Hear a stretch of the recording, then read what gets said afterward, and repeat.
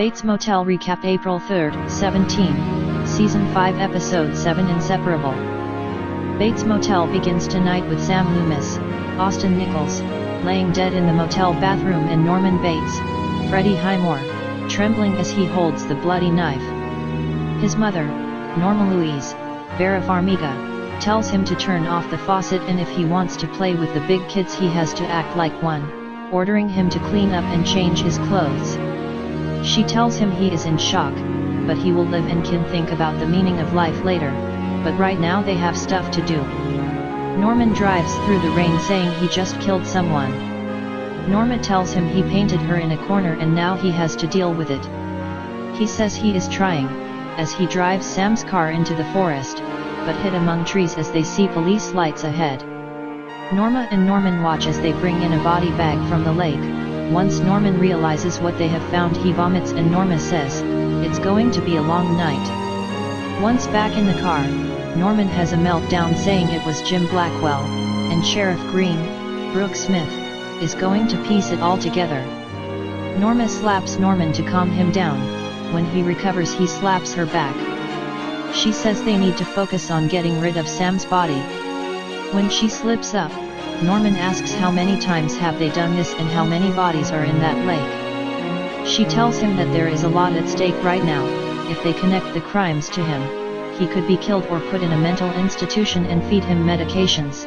Either way, it will be the end of him and her. She tells him they will dump the body in the woods and they don't have time for his emotional meltdowns. They are carrying Sam's body when they come upon a well. Norman says he can't believe he did this because he didn't deserve to die. Norma tosses the body into the well and tells him to make a wish. Norman and his mother are walking home after they sell the car to a chop shop. She reminds him they need to micro-clean the room when they get back. Norman asks her if he should just turn himself in.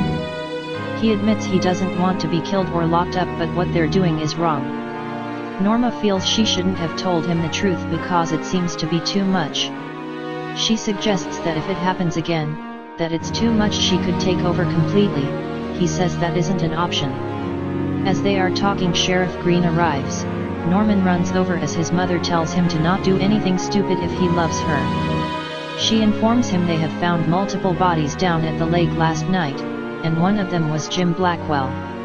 He appears to be shocked and she says she just wanted him to know that he won't be bothering him anymore, but still wants to know why Blackwell had his address, and what Alex Romero, Nestor Carbonell, has to do with it. She notices the tire tracks in the gravel. Norman covers saying it was a guest who must have left in a hurry. Norman says he hasn't had any real guests, only ones who rented the room for a few hours. She tells him to take care and Norman stays to see her off.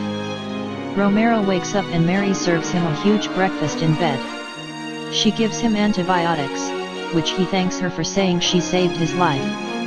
Romero confronts her, saying he doesn't remember much, but he had a gun on him when he arrived and wants to know where it is.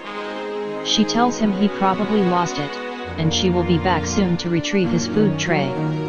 Norman brings down a wheelchair and when Norma returns home he says the police found multiple bodies and if they think it has to do with Norman, they would do a search of the house and he needs to get everything out that could be suspicious. Norma agrees to help. She wants to know what he is going to do with her body. He says there is a spot in the woods where there is snow, and a beautiful clearing. Norman tells her to go down to the motel and replace the shower curtain. She reluctantly leaves as he brings his mother's body up and treks through the woods to the spot they found earlier. He digs up a spot deep enough to put her body on, promises her he will be back as soon as he can and kisses her, saying he loves her. He covers her with a blanket and leaves. Dylan Massett, Max Theriot, returns to the motel and home. He sits in his truck and stares with sadness at the home until Norman arrives. Norman offers to make him something to eat, while Dylan looks around the home, where he sees dead flowers, cigarettes, and women's shoes.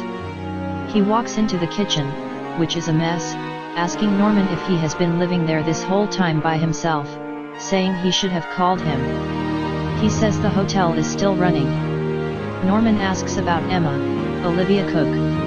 Dylan says they got married, and have a baby girl named Katie. Norman stares at the photo and apologizes for not calling him nor seen him in a long time. He sees his mother, and quickly turns away from Dylan, which confuses him. Dylan asks if he is still seeing his therapist, Dr. Edwards. Norman says no and stopped seeing him after their mother died. He says he is off his medications too and doesn't feel like he needs them. He leans in whispering that he misses their mother and it will never be the same again.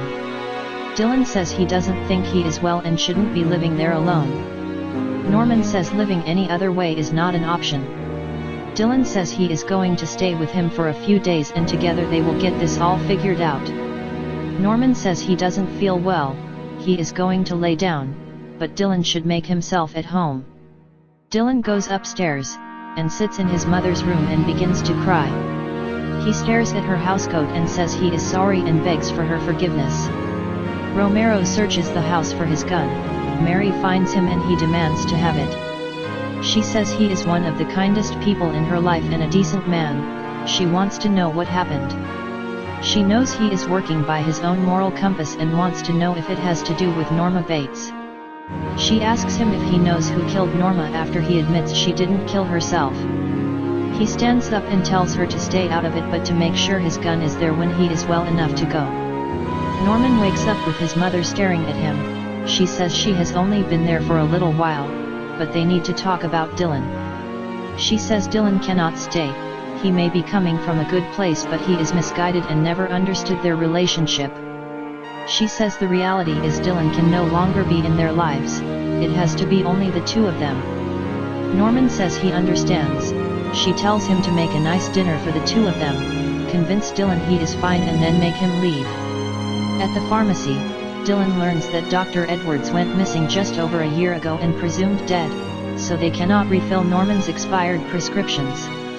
Dylan shares that his brother needs his meds because he believes he saw the doctor a few days ago, and if he doesn't get them soon he is worried something bad is going to happen. Dylan returns that night to the house, catching Madeleine Loomis, Isabel McNally, walking up the stairs. She is shocked to learn Norman has a brother. She confides in Dylan that her husband is missing and Norman might have seen him. She doesn't know where else to go, but Dylan tells her Norman is in a fragile state, and he doesn't want him to get upset. He shares that Norman has mental issues and he just needs to get him in a safe place with a controlled environment. Madeleine had no idea. Dylan gets her husband's name and says he will ask Norman himself. Dylan comes to the kitchen where Norman has music playing and making dinner. Dylan says he just ran into Madeleine Loomis who is looking for her husband. Norman brushes it off, saying he barely knows them and tells Dylan to take a seat so they can eat. Norman begins to eat as Dylan stares at him and asks if he knows what happened to him. Dylan wants to know if Sam came there yesterday. Norman admits he was, saying Sam is not a very nice man. He was cheating on Madeleine, and him and his girlfriend rented a room, but by morning they were gone. Dylan pushes and Norman gets agitated saying he needs to stop confusing him and to stop meddling with the truth. He knows Dylan cares about him, but he asks him to just understand and let him live the way he needs to live. He urges Dylan to leave soon because he shouldn't be there. Dylan sits next to Norman and tells him he only wants him to get better and he needs to trust him. He gives Norman the pills the pharmacy gave him, begging him to get help.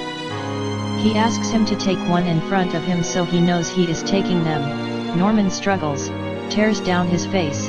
He takes a pill in his hand and goes to the sink to get some water. Norman tells Mother to stay out of it, but she says she just wants to talk to him. Norman turns around acting like he is Norma, saying she knows Dylan means well and he may not believe her, but she is so proud of him.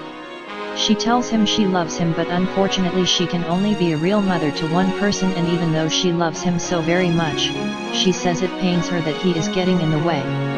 Dylan gets smashed in the head by the glass, knocking him to the floor. She grabs the knife to stab Dylan. Norman jumps on her trying to stop her.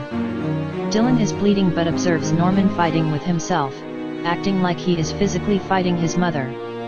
He calls 911, saying he'd like to report a murder and his name is Norman Bates, saying he killed Sam Loomis. Dylan looks at him in utter shock.